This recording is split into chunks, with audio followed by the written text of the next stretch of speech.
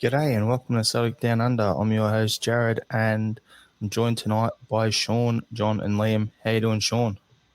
Yep, doing all right. It's really ramping up over here, a lot of isolation. But yeah, I've had mine. Not COVID yet, but I've had my isolation. So hopefully get to go out for the Glasgow Derby soon. We'll see. How are you, Liam? Said there was some snow in Japan where you are. Yeah, weirdest thing. I went up yesterday to go for my jog, and 3 inches of snow. Nearly April, and here we are. Yeah, I was in a bit of a road rage incident at the weekend there, boys. Driving down the street in the wife's car, and this guy cuts right across the front of us, and I'm shouting and swearing at him and waving at him, whatever. And he motions for us to pull over. I thought, oh, is that right? So I jump out, ready for a fight. He gets out, and it's a midget. It's a little person. And he says, I'm not happy. I says, well, which one are you then? Sorry, boys. And how are you, John? I'm doing okay. I don't know if I've said this on the pod yet, but I've got a new job in Brisbane, so I'm moving from Sydney to Brisbane the next couple of weeks. And if anyone's ever done a big move, especially interstate, God, it's stressful as hell. Getting people to answer questions and real estate agents to answer you. But yeah, look, it's all happening. So I'll be joining the Brisbane CSC soon, I guess. I've got a good setup up there and some good people, so you'll enjoy it. We'll have to get you in touch with Charles, who was on our podcast originally, and top fella. Yeah. He'll help you out. But yeah, we'll get straight into the pod. So if you haven't done so already, please subscribe to the Celtic Down Under podcast. We appreciate any reviews you leave as well. So if you can do the subscription through YouTube or through your podcast app, we'd really appreciate that. But we'll get into Celtic 4, Dundee United 0. Dundee United, Ross County. Why does it say Dundee United on my run sheet? I didn't update it. I must beating everyone. Been a busy week. So we started with Joe Hart in goals, Juranovic, Kardovikas, Starfelt, Taylor, and Hatade, McGregor, and Rogic in the midfield, Jota, Giakoumakis, and Maeda up front. So I'll just go through some match stats quickly. 24 shots to 3, 10 on target, 82% possession. My usual stat I look at for the possession is, okay, we had 82%. And for the second time this season, Ross County the opposition had more fouls on us. They had 10, we had 9. So there you go. Looks like we're getting somewhere slowly. 743 passes to 170, 16 corners to 5. Sean, what was your take on the game? Yeah, I enjoyed it. It was when I called my dad in the morning, and so I got a sneak preview of the weather in Glasgow, in the Glasgow area. And I was like, oh, sunny, dry, double digits. This could be a nice spring afternoon game, and right enough, yeah. Good pitch, good weather. Midweek off, Celtic were right up for it, right on form, and we came out the blocks, you know. Could have been anything in that first half. We were putting all these shots just past the post. Should have had at least one penalty in the first half. How that gets missed is absolutely beyond me.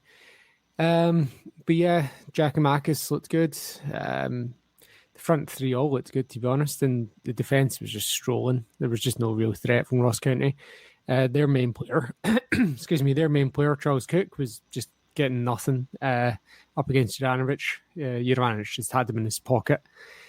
Yeah, it was good. It sounds like the fans were enjoying it as well. It's the loudest I've heard them in a wee while as well. So it sounded like it was a good day. And I guess we can circle back to the referee later on. Yep, absolutely. So yeah, I just wanted to say as well, it was like you just touched on about. Looks like the fans had a good day out for them. The early kickoff, and then you're also looking at the old was it early kickoff? I can't remember now. It's too long ago. It's 3 o'clock. It was 3 o'clock. There you go. It's still early for us because all our games are over here at night. That's why anything during the day for me is an early kickoff. But yeah, looking at it going, first half, it seems like the whole week of training, building up to it's getting a bit helpful in terms of, we're getting out there, we're having a bit of a, it's actually was looking more like the start of the season. When Ange first come in and there was all that talk of Ange ball and how well the ball was moving, how quickly it was moving, one-touch football. I think we're seeing a bit more of that again, which is good to see it coming back. I'm hoping that's a starting point and it just keeps progressing as we lead into the end of the season, to the split and everything. But yeah, I'll throw to you, Liam. What was your take on the game?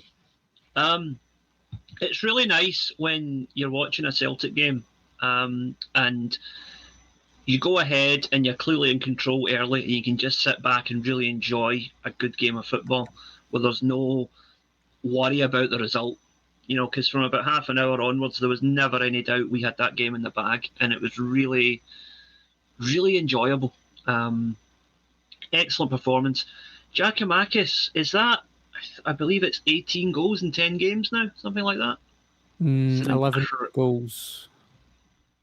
11 goals. Right, but if you factor in cup games as well.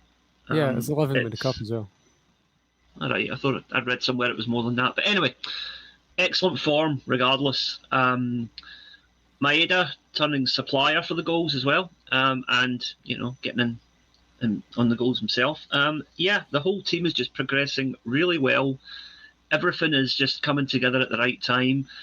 From what I understand of previous Ange teams, this is the time when they usually hit their peak, and it looks like that's the way Celtic are headed as well. So, yeah, thoroughly satisfied with the whole package at the weekend. Yeah, well, what you're saying there, Liam, about Ange's teams, that's what they tend to do. Like over here, we have finals, so it's not first past the post, end of the season, whoever's on top's the champion. You have your minor premier, you'll have your premiership, and then you'll have your championship winner, which is your finals, and it's the top 6 playoff. So that's why his teams are normally built. They just slowly build over the course of a season to then make that run and be in peak form for the last 6-7 games, because that's going into your finals. So you want to be hitting your straps before finals and then keep your form for that 4-week period, which is your finals, which makes up your post split fixtures. So right, kind of same as like the NHL playoffs in ice hockey, that kind of thing. Yeah. Right. Aye. I see where you're going. John, what's your take on the game? Yeah, just echoing everyone's comments. To be honest, I thought the first half, especially, we were just what an absolute joy to watch. It was brilliant football. It was I don't know the last time I saw, even during the Rat years.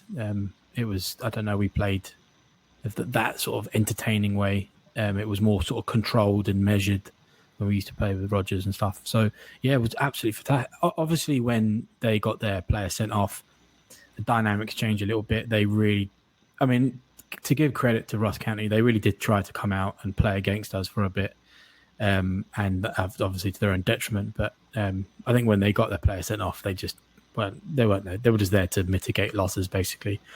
And we still managed to, do it. It could have been 8, to be honest. There are a couple of things I wanted to mention is I think I personally prefer Maeda on the wing. I think I enjoy watching him more coming from the wing and then cutting in.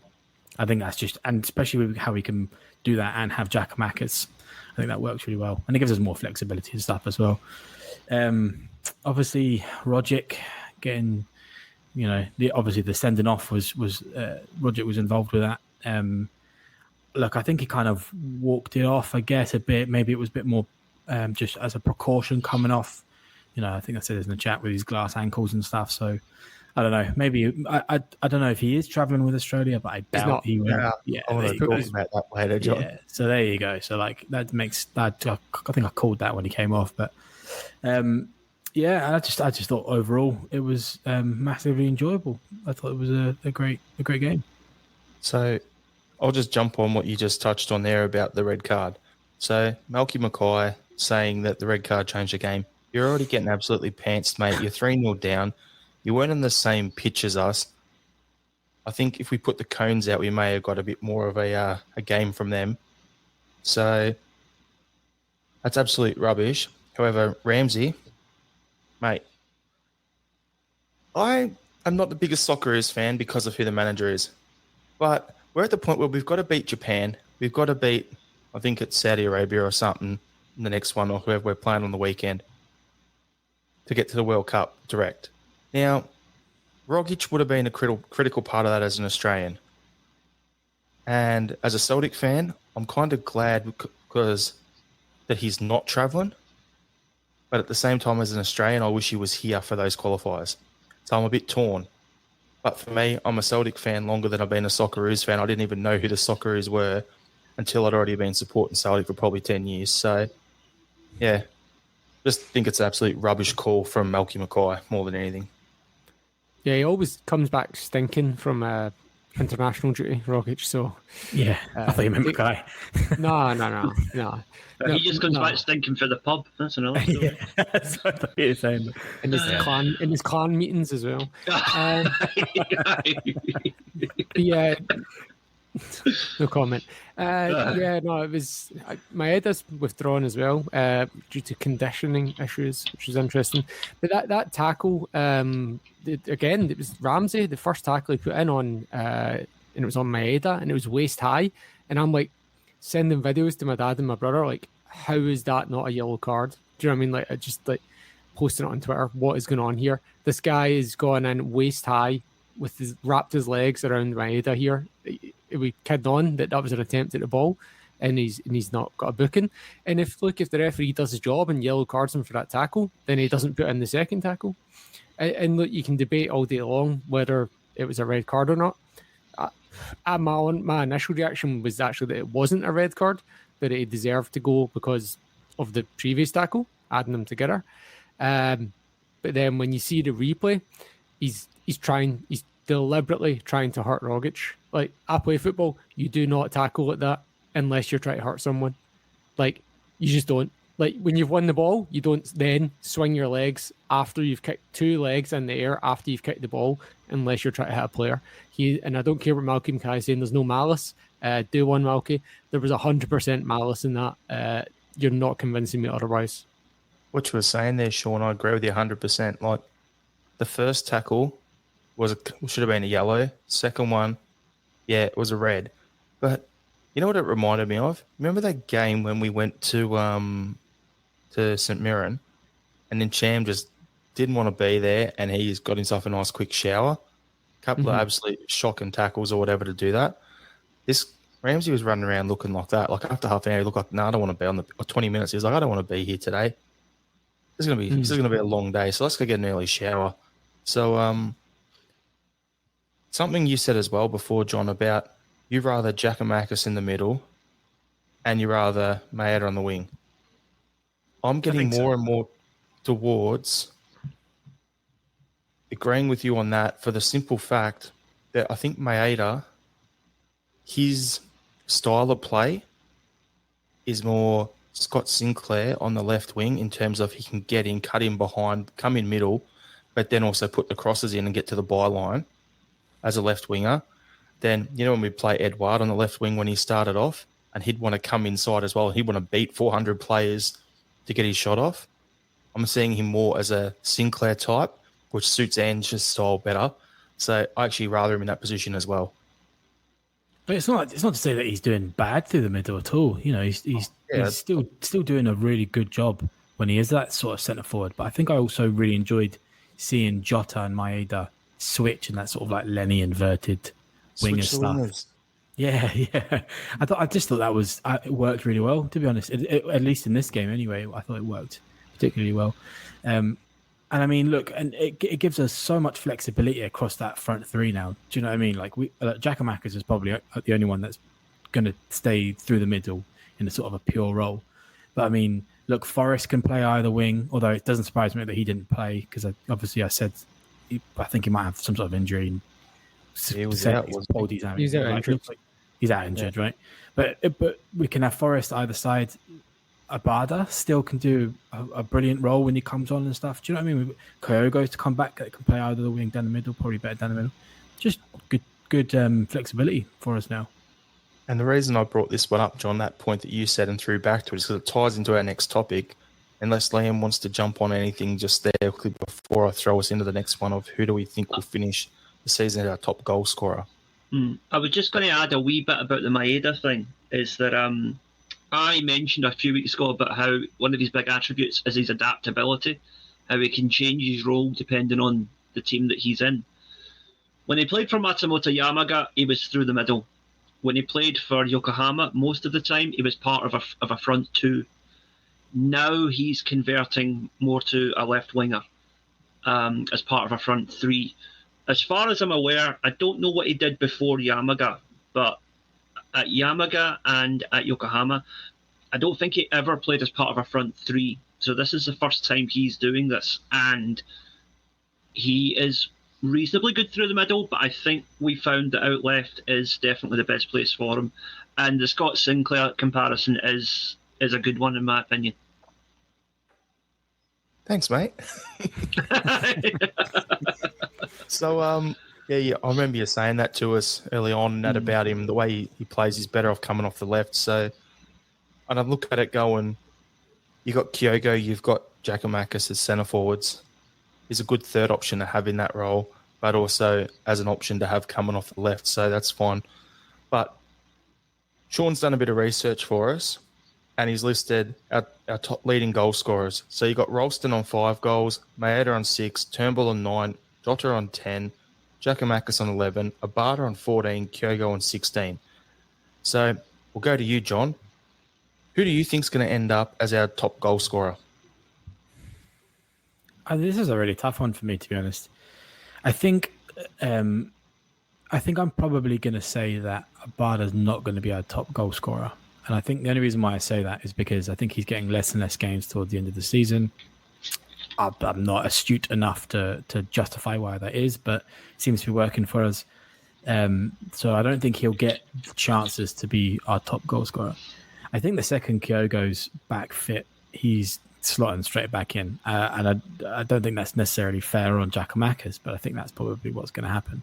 So I think it's going to be Kyogo, because Giakoumakis just isn't quite there. He took a little time to get going, and as much as I said I was skeptical of him, I'm really glad that he is absolutely what we hoped he would be, or at least it seems that way. So I would probably go with Kyogo. I think Kyogo is going to come back and get more opportunities to continue that lead. For me, because we said last week it's a squad game, John, so the way I'm looking is if you're playing a Ross County, you're going to go Giakoumakis in the middle. If you're playing a team that's sitting deep, that wants to sit deep, you're going to want to attack them and press the living shit out of them, so you'd probably play Kyogo in the middle. So it's going to end up horses for courses, and getting a guy like Kyogo, our leading goal scorer, back at this point in the season, Andrew's going to have some options. I know. It's going to be close. I think it's definitely going to be close. Yeah. Top goal scorer. Won't be much in it, I reckon. But love your opinion, Sean. What are you thinking? Well, if you look at it, Kyogo's coming back. He's not going to start the next game, and he's probably not going to start the next 2 games. The first game he potentially starts is the semi-final against the Huns, which means there's 5 games left after that. So, 6 if we win the semi. And again, I reckon he rotates. I think having that 5-goal head start might help him, but I still think Giakoumakis scores more goals than Kyogo between now and the end of the season, but I think Kyogo probably finishes ahead of him because of the 5-goal head start. And I think Ralston's just a bit not getting enough game time to catch up at the moment. I was going to say Ralston is a joke. We'll love the brickie. What's your thoughts, Liam? Right. I'm going to say Kyogo, but as a wee outside chance, possibly Jota. Now, let me just explain this, right? Giakoumakis and Kyogo, you're going to see them swapping back and forth in the course of games. Whereas, so you might have Giakoumakis plays the first 60 minutes of this game, then Kyogo comes on for the last half hour. Or vice versa. Kyogo plays an hour, then we bring on Giakoumakis to, rough a team up after Kyogo's ran them ragged for the first hour. But I could see Jota playing through all of that. Now, he is 6 goals behind Kyogo at the moment. But he's going to have at least 2 more games than Kyogo, I think. And Kyogo is not going to have as much game time. I still think Kyogo will end up the top goal scorer. But I think there's a chance Jota might just sneak up there. So wait and see. What you're saying, Liam, like, yeah, we said the strikers will alternate. That's fine. But I think what we're going to see is our wingers, because they're all being switched around and everything, we're going to have Abada, we're going to have Jota, we're going to have Maeda, as those 3 in particular, and Forrest wings back just rotating as well. So quite possibly. I don't think it's going to be as much as you're saying there, where Jota's going to play all the minutes in every game. I don't think it's going to be that way, going to come across that way. I think he'll get rotated out as well, because we've got 4 guys for 2 spots. Maybe, yeah. That's the fun part of having options. It's something we haven't had in a long, long time. Do you know what I'd like to see? I'd actually like to see Kyogo on the right wing at Hampden, because I know like he always goes in the left wing for us because we're playing against a low block and he needs to come on his right foot and stuff like that.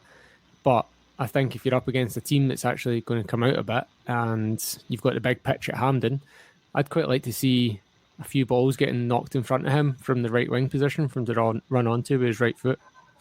Then that'd be an interesting thing to see. Let's look at it like we said before the last derby. Their wingers, their wing backs are their biggest weakness. We can get at them, that opens up the whole game. So what you're saying there, Sean, makes perfect sense. If you've got Speed Merchant out there having a crack at Tavernier and whoever else is playing at left back for them, then that'll be great. So if you've got someone like Maeda absolutely cutting sick on the left, and you've got someone like a Bada or Kyogo with their speed out right, they're going to be constantly turning those guys around to chase them. And then if you have Giacomakis coming through the middle, now it's going to be him basically in a jumping contest against their centre-backs. I'd back him. Look, I don't want to talk about the other side too much, but Ross County were pretty rotten. I stupidly watched the Sevco versus, who was it? Dundee, was it? Dundee, yeah. Dundee, yeah. God, Dundee were rotten as well. Both of those teams. I thought they were good for 20 minutes, but... Oh, yeah, 20, yeah, right. And then just lost it. And I turned it off when Goldson scored. I just knew that was going to happen. But, yeah, God. Yeah, look, and I understand that they're playing in Europe as well, but they just definitely don't have the squad. So I think they've thrown the domestic stuff away, to be honest, because they don't have a squad to play twice a week. They're losing the plot off the pitch as well now. Oh, yeah. Yeah, I don't know if anybody saw McGregor's comments. Oh, that's, yeah. If anyone didn't see it, he called his own fans effing arseholes. Yeah. I don't blame you. How many people thing that clown's ever said. Yeah. I don't blame you, mate. How many people couldn't get toilet rolls, when lockdowns and stuff happened because people were hoarding it, and now they're just throwing it around, wasting it like that? Come on now. Well, now we know where they were all being hoarded. It was in Ibrox, evidently. Think of everyone's bumholes, mate. That's where, McGregor was spot on. Chucked away so many tennis balls that Ash Barty had to retire. So just something quickly, guys. We're talking about, you mentioned about like Dundee. They were good for 20 minutes. Ross County weren't much either. No. It's going to go through the current table. So you got Celtic on top on 76 points. Second is Rangers, 73 points. 20-point gap to third, which is Hearts. 14-point gap to fourth, which is Dundee United. Then you've got Hibs in fifth, Livy in sixth on 37 points. Ross County in seventh, Motherwell in eighth, St Mirren in ninth on 36 points. Aberdeen in 10th on 35 points. And then you've got St Johnstone in 11th, 27 points, and then Dundee's last in 23 points. So realistically, you've got from 4th through to 10th, there's 4 points in it. That's something we're going to talk about with the split later on anyway. But it's that close there that, like last week, Dundee United was sitting in like 7th or 8th or something, and now they're in 4th. So yeah, they're set. They're set for a top. And then you got Aberdeen are just like in 10th. They're just like falling down. So it's like, it's ridiculous. I haven't seen it this close as long as I can remember in Scottish football, as long as I followed it. So it's going to be interesting. So do you want to jump straight into the league run-in then, Sean? And I'll let you run with this part. And then we'll finish off with the Q&As that we got from our Twitter. Yeah. So we just knocked off a home game at the weekend there, which was one of the ones we had in hand. So with the 7 games left, we've got almost definitely 4 at home and 3 away.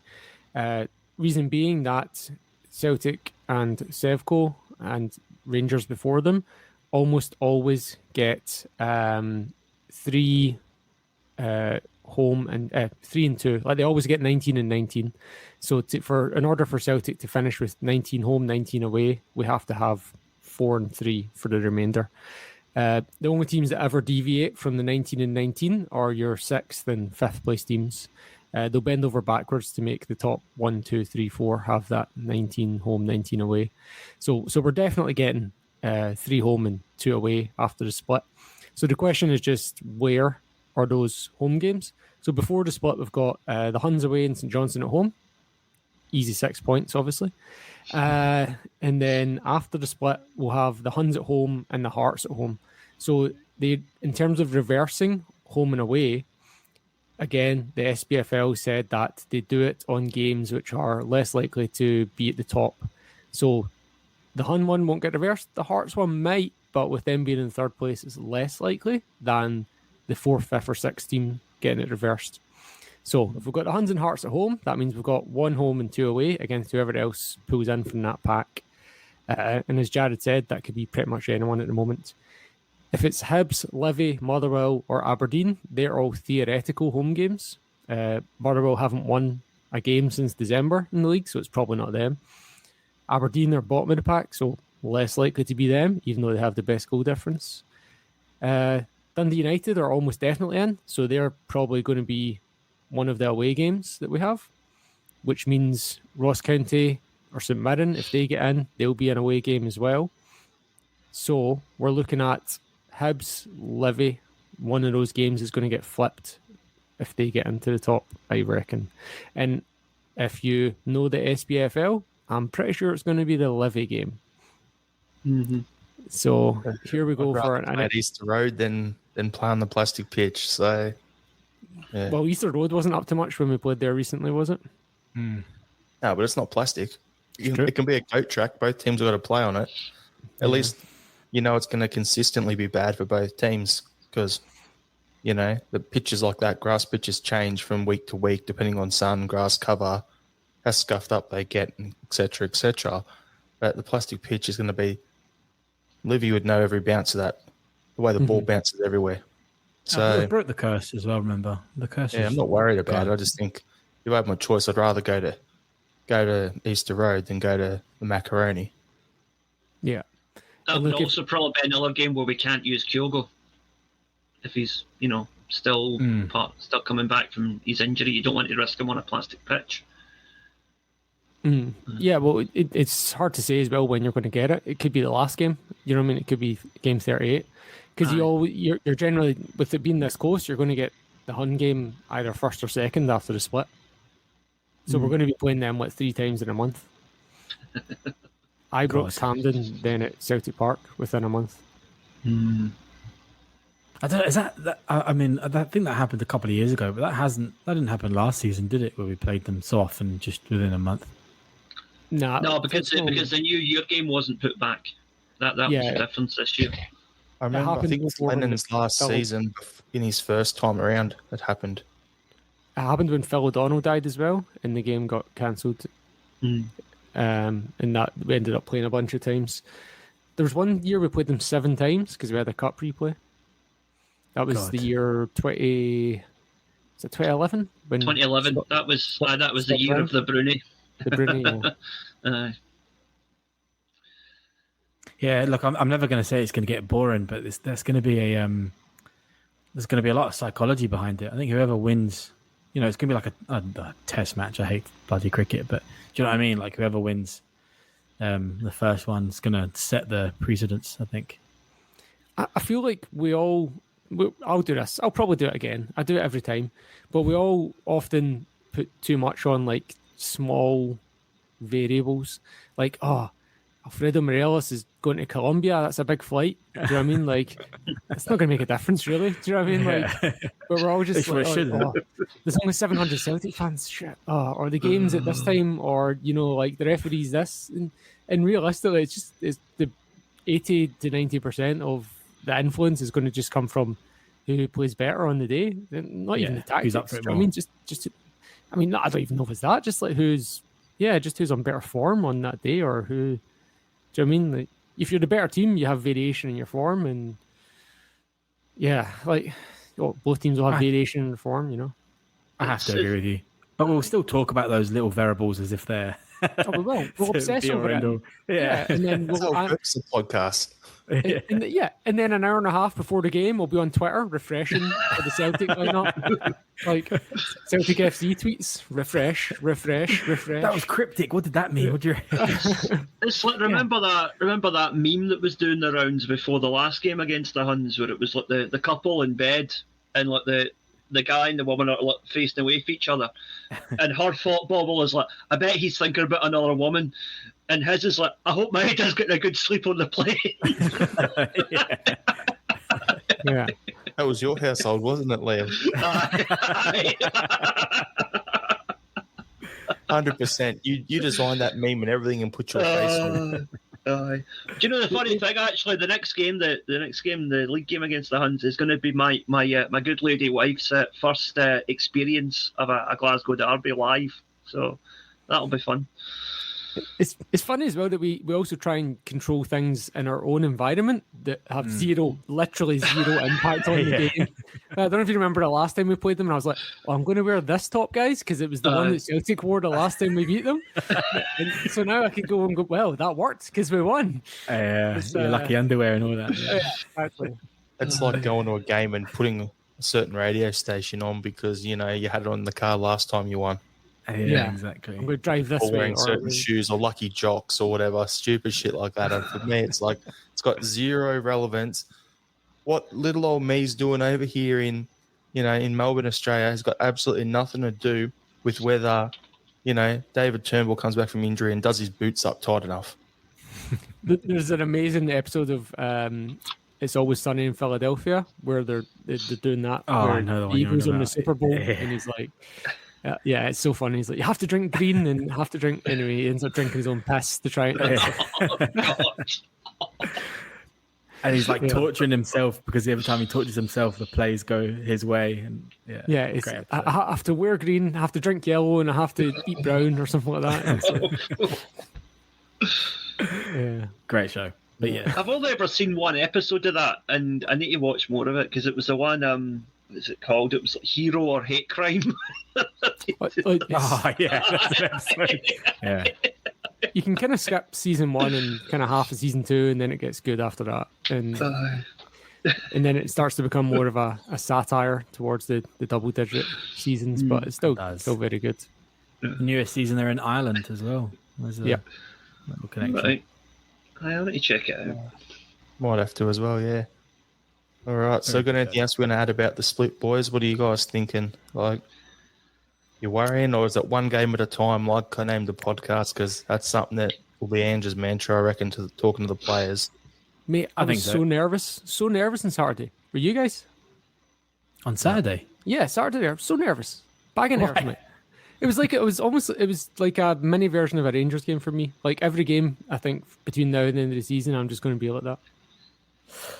No, I'm not at all, to be honest. I mean, this is maybe just my arrogance, but I half expect to beat everybody, and I'll probably be more likely just shitting it for the Sevco games. I think they're the ones.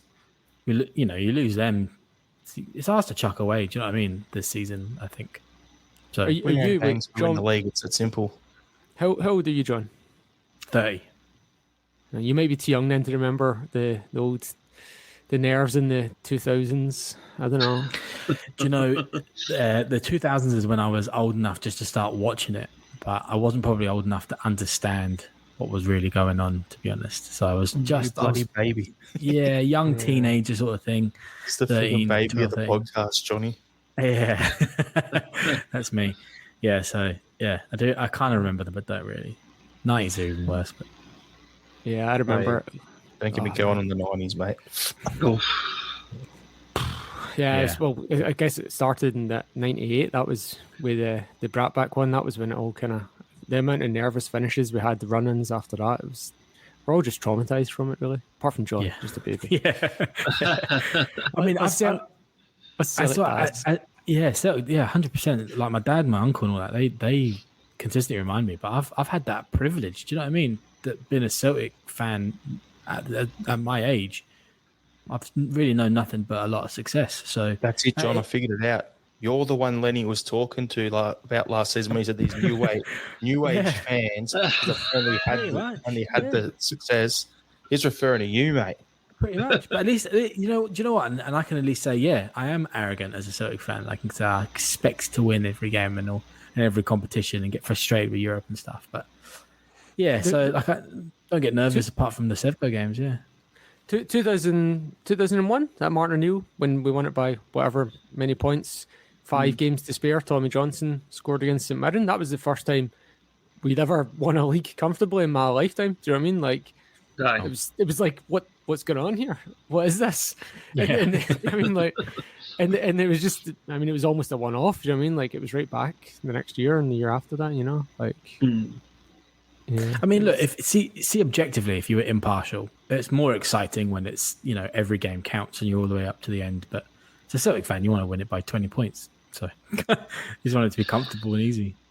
Well, I'm refusing to get nervous before games for the simple fact that Liam told us that if by the game at Christmas, if we're within 6 points, we'll win the league. So, he's on track. Because he said that, and it's actually come truth, and he's been getting all these scores right all season. I'm backing Liam's call in on that. Yeah, on us talking about scores, Porto can F right off. They cost me about bloody £100 at the weekend. Mate, do you know who stuffed my accumulator? Fucking Welsh rugby team. Oh, God. Jesus Christ. Why did I even put them on? I know you guys are going to be betting on Kazakhstani tiddlywinks or something. No, I had Roma to beat Lazio, I had Barcelona to beat Real Madrid, and I had Boavista to beat Porto. And apparently Boavista absolutely mauled them for the second half and just couldn't score. Ugh. Still got about £20 back, but, could have been a lot more. Gamble responsibly, guys.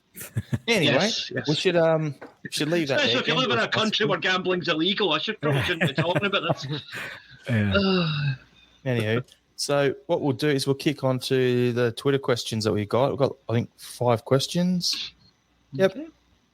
So we'll start off with James Murphy, regular listener, always commenting on our stuff on social media, top bloke. What are your thoughts on Celtic and Europe? I personally feel Celtic should be trying to win all competitions they enter. The other team in Glasgow has proved that it is possible for a Scottish team to go far in Europe. I'll throw that one to you, John. Well, I mean, I've voiced my opinions on this before. I think Celtics of recent time, our European performances and results haven't been good enough for what. I mean, look, obviously, going back, Seville's obviously was when I was a kid the grail, right? The best thing that ever happened and stuff. And we've had lots of really good experiences in Europe since then and stuff. But it is clear when we see the other side of Glasgow doing as well as they have been in recent years, when we see other teams that are comparable to Scottish football, with Ajax and stuff going through to the semis, I think it was, in the Champions League and stuff like that, there is little excuses why we shouldn't be aspirational to get some sort of decent results out of any European competition. But I still think Celtic are a little bit off it, to be honest. I think I can start to see something good happening now, but whenever we've had that, in at least my experience, all of a sudden we get sales or people move on really quickly in big numbers, and we all have to start again. So I really don't see any sort of. We need a much better long-term plan to do successful in Europe, right? But again, we should be aspirational. Champions League is going to be off it for a long time, right? Just not going to happen to win it. I mean, right? We could be getting to finals. That would be fantastic, but it would be a bit of a fluke. Europa League winning it should be our biggest goal, I think. If you win Europa League, for me, European success equals domestic success. So winning Europa League means you get, you attract better staff, you attract better players, you get more clout, and that equals domestic success down the line.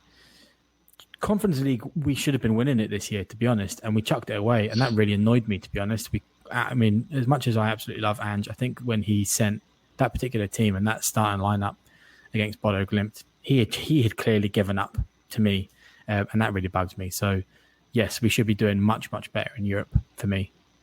So I'll jump in there, John, off the back of what you've said, because I agree with you 100%.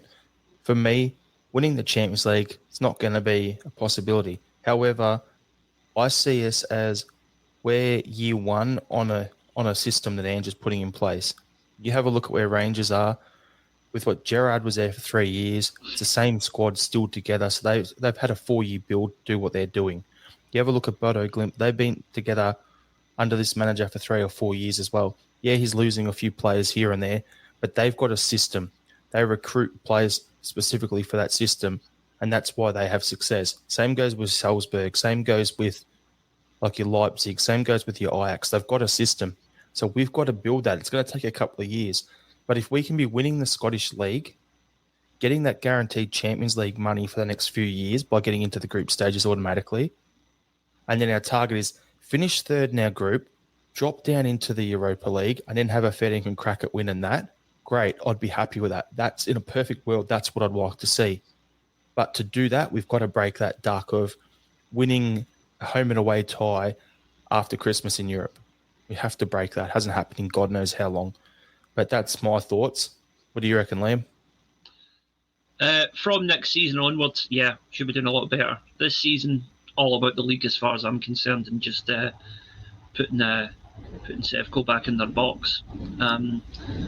But as John said, the fact that they are doing as well as they are doing in Europe shows that it can be done by a team of our size and our our league's potential. But I do think that we need to keep a wee bit of perspective. We need to just think, okay, Bodo Glimt was a blip, right? But the way we'd been playing, we hadn't been playing well for a few weeks going into that. And we'd managed to get a few late winners and, a couple of things that went away in terms of luck. And luck has to run out eventually. And to be honest, I'm glad that it was that game rather than a league game or a cup game. Because we're still on for a treble. Europe will always come next year. Whereas this year, with winning the league, with the potential 40 million for the Champions League money, the league is of incredible importance this year. You win the Conference League, I think you get less money for winning the Conference League than you do appearance money for like 1 or 2 games in the Champions League, right? So it's a completely different stratosphere of finances, and that's where we want to be. Because if we get that 40 million and we use it properly, and in Ange, of every confidence we will use it properly, we could be absolutely out of sight. Next year could be a season where we win the league by 20, 25 points and get to the later stages of the Europa League. That is a definite possibility for next year if we win the league and if we use that money properly. Well, Ange did an interview this week with some Australian media outlet, and they asked him about Europe, and he said that his target as Celtic manager is to compete in the Champions League. but he also admitted that this season we just weren't ready to compete on both fronts. So that's fine. I think everyone would kind of agree with that, even if we are disappointed that he phoned in that second game against Bodo. He might have played differently if we'd done better in the first.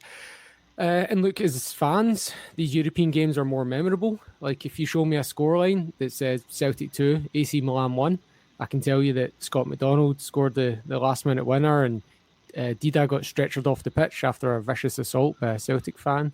But if you show me, like, a Celtic 2 Rangers 1 scoreline from that year, I can't tell you what happened in that game. Do you know what I mean? I don't remember. I can't pick that out. Like, I'll pick out a 5-1 or a 3-2, do you know what I mean? Like, or any special year. But, like, half of the old Celtic Rangers games, I can't even pick it out from just the scoreline, do you know what I mean, in the year. So these games do stand out in your memory. And, you know, ask me about a Celtic and Falkirk game from any... Come on, you know what I mean? Like, but yeah, so I was wondering, like, why Sevco are doing better in Europe and we're not. And I think you guys kind of touched on it, like, Jarrod, about the settled squad that they've got, and not just that. And I don't think they're prioritising Europe. I think that is what you say. It is not that they're a better team, not that they're prioritising Europe. It's just, I think it does make a difference having a settled and mature squad, and that was kind of what we had back in 2003 and that kind of when we did well under Gordon Strachan. Look, players like Barry Robson scoring against Barcelona. Barry Robson, I mean, like, what, he was an absolute journeyman in the SPFL. But he was just at the peak of his game, playing in a squad of good players. Do you know what I mean? Like, and it does make a difference to have a really squad of players at their peak for European competition, I think. Yeah. All right. So I'll throw into the next question. So I'm going to do is I'm going to rotate it around and throw them to each of you. So let's see now. Here's one for you, Liam. Okay. From Billy, Birdie, and Bobby. Hey guys, what's your take on the opposition over here? Read the friendly versus Sevco in Australia in November. Lots of rumours are going around that they are looking for a way out, and now there is talk of the organisers cancelling the game, and it's getting a bit unsavoury. I'm throwing to you, Liam, on this one because I want to keep the next one to throw to Sean. Okay. Right. Okay. I think the opposition. Now, there's been opposition from Celtic and Sevco fans in Glasgow, from what I've been reading. I think it's selfish, I think it's childish, and I think it's pathetic, to be quite honest. Like it or not, we are marketed as a brand internationally, a large part based on the Glasgow rivalry, okay? And people pay for that spectacle as much as they pay just for seeing Celtic. Now, it's unfortunate that, and by all means, we should do all we can to try and create our own brand away from that. But if we're offered the chance to go international and make a hell of a lot of money for a one-off, meaningless game, if it's against them, so be it.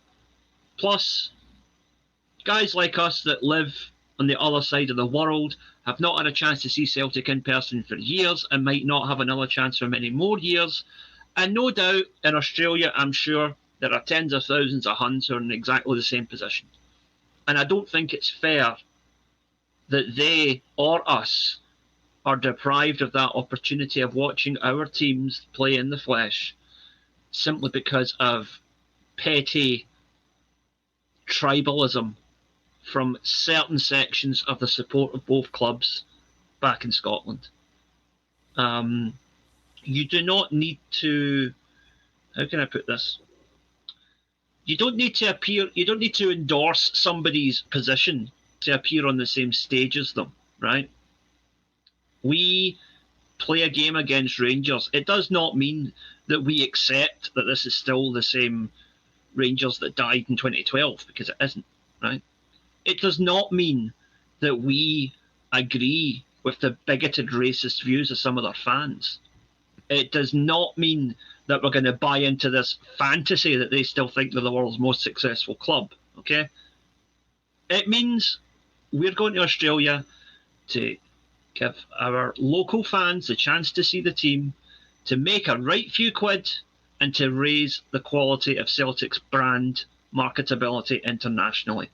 Rangers are a sideshow, and their fans, quite frankly, should shut up and be grateful that we have chosen to invite them to a party where we are the hosts, not them. Well, Sydney are the hosts. Aye, but in the sense that... Oh, fuck, right, okay, right. Right, hang on, I'll just... No, I agree, I get it. Right. No, but what I mean is, it's Celtic's event, right? With the main show. Aye, we're the centrepiece. We're the centrepiece, right? Yep. Yeah. John? Oh, I'd agree with all of that. Yeah, 100%. Like I said this last time, I think it was last week. If it happened to be that Hibs, Hearts, Aberdeen were the next biggest team in the SPFL, then it'd have been them that were coming along. It just happens to be that the other side of Glasgow is the next biggest team. So it's all about the branding. It's all about exposing the world to Scottish football. Nothing but good. So yeah, why the hell would you not include Rangers in it? Yeah, and if they choose to duck out, God, it's a shame. And I think that it might solve a lot more problems than it causes. But yeah, AC Milan or whoever it is can happily step in. Yeah, so John, I'll just throw it off the back. I'll go to the next one. I'll throw it to you off what you just said then. So Paul Laverty has said, do you reckon the Sydney tournament will go ahead in some form? Should we book flights, accommodation, etc.? You've just mentioned about AC Milan. I've heard similar. So that's apparently the backup option if Rangers don't come. It's a fair backup, isn't it? So yeah, it does everything you want. It probably it does no matter what detract a little bit from the event that is the first ever Glasgow derby outside of Scotland and the big history between the short history between the two, but then obviously that this is the tribute act, so all of that stuff. Do you know what I mean? Like it still has a lot of clout behind the event, and it's a big stage and all that stuff. So AC Milan is obviously comparable, probably I'd say, on a different level, but it does all the same stuff. Still showcases Celtic, still showcases Scottish football. I got a funny one. If you want to still have a Glasgow derby, first one outside of Scotland, you can bring Party Cliffs or Queen's Park then. St Mirren. still ticks the boxes technically. So and it's not the youngest club coming with us. So yeah, there's a workaround. What's your thoughts on all that, John? You could bring Hearts, you could bring Hibs, anyone. Do you know what I mean? Aberdeen's got these new American buyers. I'm sure they'd be happy to come in. Yeah, owners. AC Milan are a big name. I think it'd be better if there was something more marketable and poetic like Inter Milan, but whatever. I'm still going to go and buy my ticket for the same price and enjoy the day, weekend, And for all the people in Scotland, as far as I can tell, the argument boils down to that we shouldn't be getting into bed with a toxic brand for a few £1 million for the sake of one game. Is that right? I think that's pretty much the argument, yeah. Guess what? They're already in bed with a toxic brand for even less money for the sake of 4 games per year. Just so happens there's another 10 people in the bed with them. So, Very true. Well said. Yep. All right, Sean, questions coming your way, and then I'll take the last one on here. So Derek Welsh sent through, what do you guys make of the new Glasgow Derby ticket allocation fiasco? Would you welcome a return to 7K away fans? Do you think it would be a better spectacle overall? Hail, hail, and in brackets, especially to the handsome Sean. That's why I've sent this. I take it this person knows you. Yeah, that's Deke. Yeah. Hi, Deke. We've had this discussion in the past, and I'm maintaining my position. You can take the 700, and I don't know what they can do with it. They could lubricate them first and then decide what they're going to do with them after that. I don't think we should be taking 700. I think it's I don't want to get into petty point scoring like Liam's talking about. Like, it doesn't have to be a case of cutting our nose off to spite our face, but I do think we should be like, well, from our point of view, it's better to have none of you here, or for us to have 7,000. Do you know what I mean? I think it's none or the whole stand. I don't get this 700 thing. It's when I actually went to Ibrox to support Queen's Park when it was down in League Two, and there was more than 700 Queen's Park fans there. So do you know what I mean? Like, it was good. I actually enjoyed it. So I don't want to be a dick to the 700 Celtic fans that want to go, but like, I think we need to kind of take a bit of principled stand on this, because that last game there where we had 0 of them in was a great atmosphere. Well, they were talking about, okay, instead of 700, they're talking about the 7K, which is the 7,000, which is the full stand. But then there's even been talk of the European allocation for the away fans, which is still more than 700. And straight away that was thrown out. So I love the way that apparently Rangers emailed Celtic and told us 3 times you're only getting 700 tickets, and we've just ignored it, didn't even reply back on any of them. If that's a true story, well played. That's all they deserve. But yeah, I just think it's either a whole stand back to how it should be or nothing, because otherwise an atmosphere of all them and 700 of us, and vice versa at our place, I feel that's too watered down. So either whole stadium of Celtic fans, whole stadium of Rangers fans, and then that'll get atmosphere, or back to how it is. John, Liam, you want to jump in? Well, the only thing I wanted to say is it's a bit of a standoff, isn't it? It's a stalemate at the moment. I think Celtic should be the bigger man, so to speak, in the situation, and just give him the 7,000 back. It's going to be a case of like who's going to do it first. If Celtic are going to say we're not going to take the 700, then they're just going to continue to. We're just going to continue to offer 700, and then Rangers will say, "Oh well, we'll not take it as well." Then and it'll just perpetuate. The SFA not going to do anything about it. So somebody's got to be the bigger person. The only winner in all that would be, Police Scotland, wouldn't they? Because they don't have to put as many people on if it's, if there's no away fans. Well, yeah. I still reckon they would. I put everyone on elsewhere for all the bashings and stuff that comes off the back of it. Yeah. Strumashes. Yeah. I think that there's 2 aspects to this. I largely agree with what Sean was saying there, that we should just be getting back to the 7,000 each way. That's the way it should be, proper atmosphere. But failing that, I'd be quite happy to have none of us at Ibrox, because one, I don't think that the 700's safety could be guaranteed if we went there and pumped them, as I fully expect we might. There's also the fact that, having watched Rangers last season and this season, an Ibrox stadium that is full of rabid Huns can be as much of a hindrance as a help to them, depending on how the game's going. Right? If we are not having a good game, an entire stadium of Celtic fans can push us on. Right? You saw it at Dundee at the weekend there, when it was half-time and things were not going their own way. Their fans turned on them, booed them off the park. Right? The captain, Tavernier Penn, I think his name is.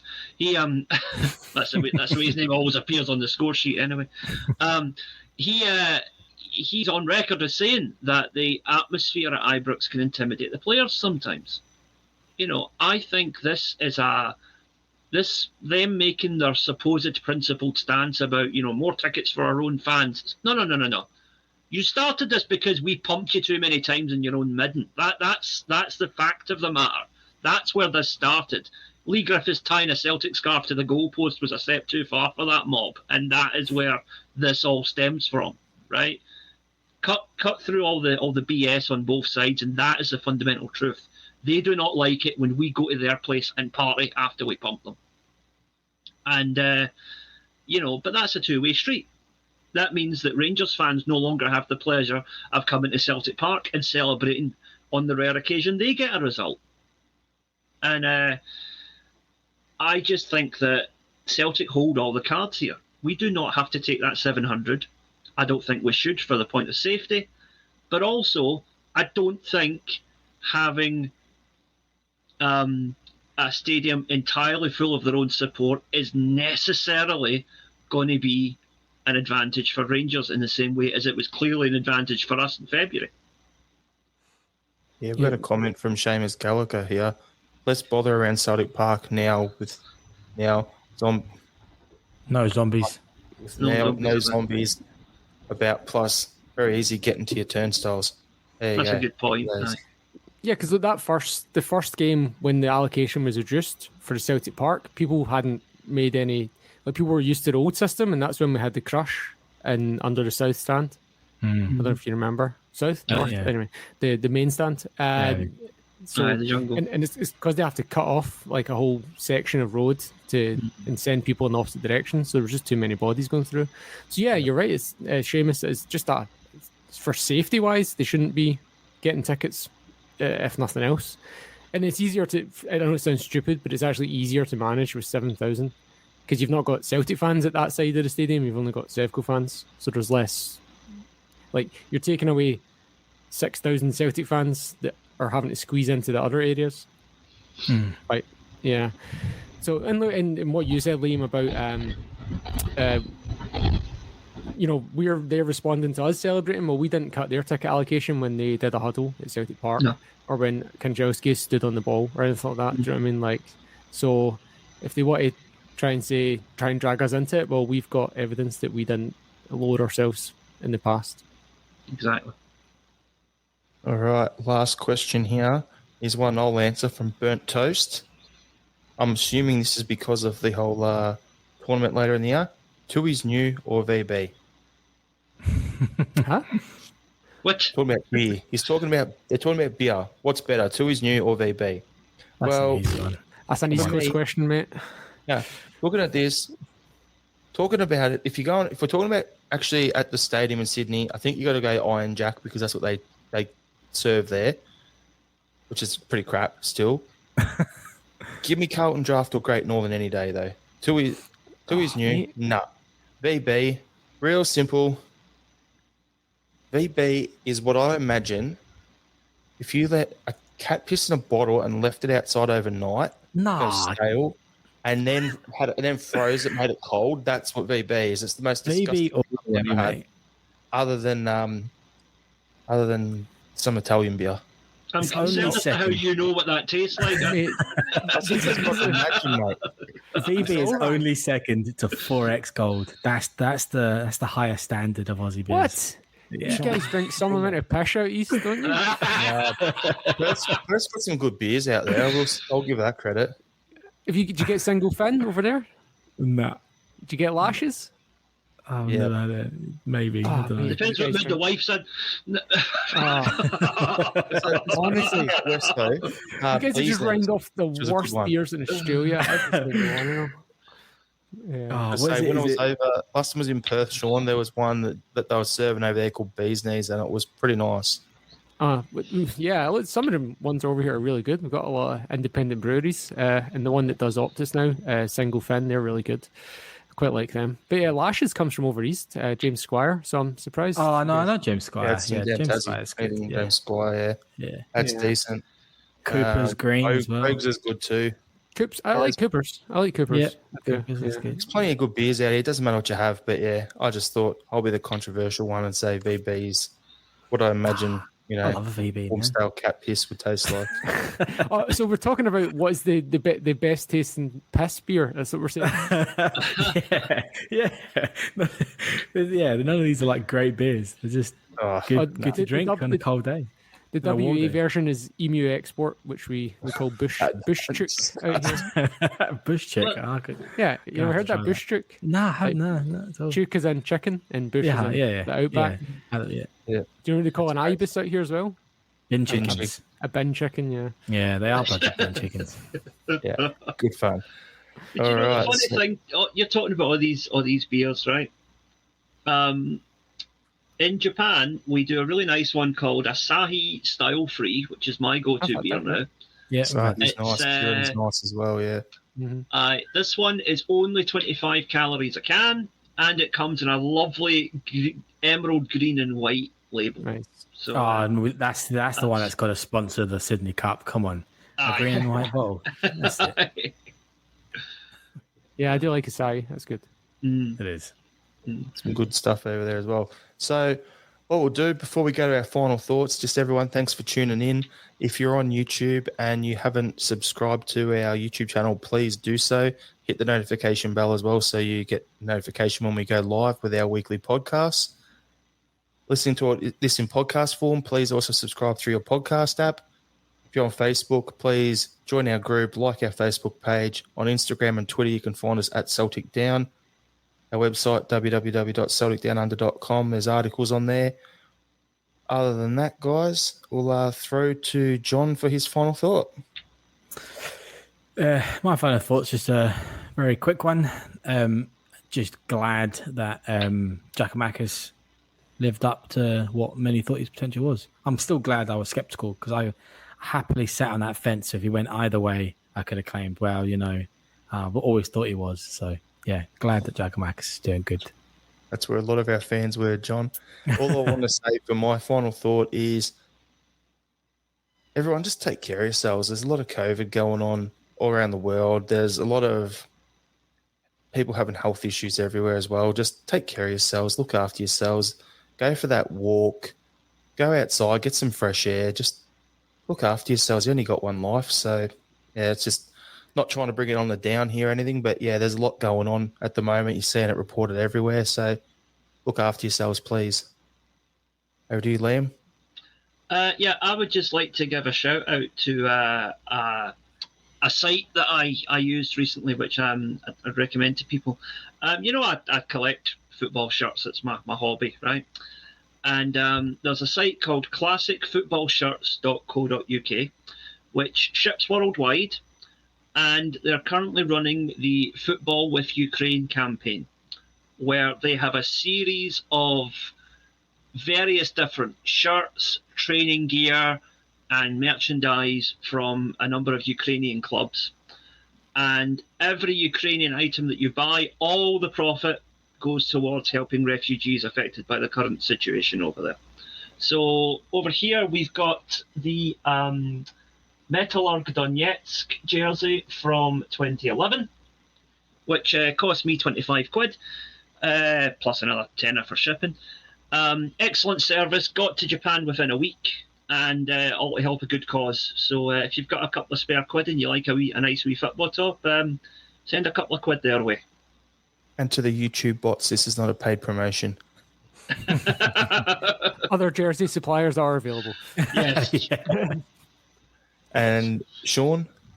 Yeah, just a little joke to finish. Do you guys know what ET is short for? Thank you, John. Yes. Yeah. Because he couldn't fit any space shuttle otherwise. Because he's got wee legs.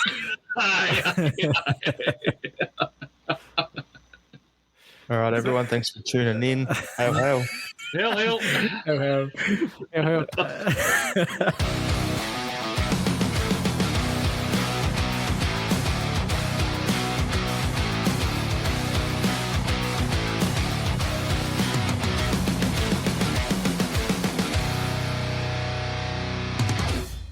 Job it.